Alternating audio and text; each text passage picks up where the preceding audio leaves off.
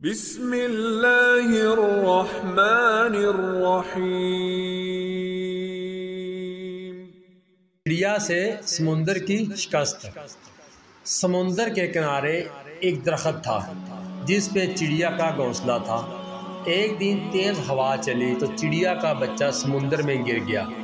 چڑیا بچے کو نکالنے لگتی تو اس کے پر گلے ہو جاتے اور وہ لڑکھڑا جاتی۔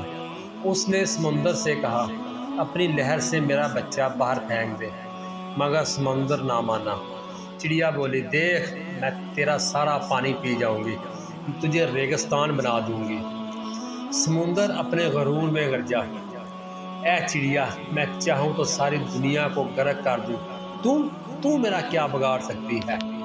چڑیا نے یہ سنا تو بولی، چل پھر خشک ہونے کو تیار ہو جا۔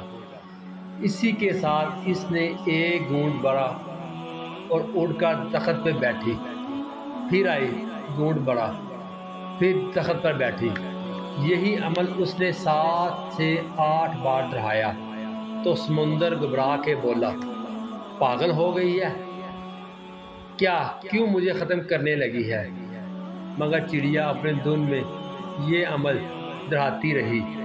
پھر صرف 22-25 بار ہی ہوا کہ سمندر نے ایک زوردار لہر ماری اور چڑیا کے بچے کو باہر پھینک دیا۔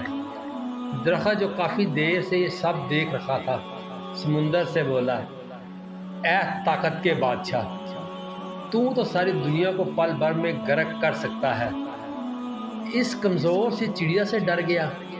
یہ بات سمجھ نہیں آئی۔ سمندر بولا، تو کیا سمجھا میں جو تجھے ایک پل میں اکھاڑ سکتا ہوں، ایک پل میں دنیا تباہ کر سکتا ہوں، اس چڑیا سے ڈروں گا؟ نہیں، میں تو اس ایک ماں سے ڈرا ہوں، ماں کے جذبے سے ڈرا ہوں۔ ایک ماں کے سامنے تو عرش ہل جاتا ہے، تو میری کیا مجال؟ جس طرح وہ مجھے پی رہی تھی مجھے لگا کہ وہ مجھے ریگستان بنا دے گی۔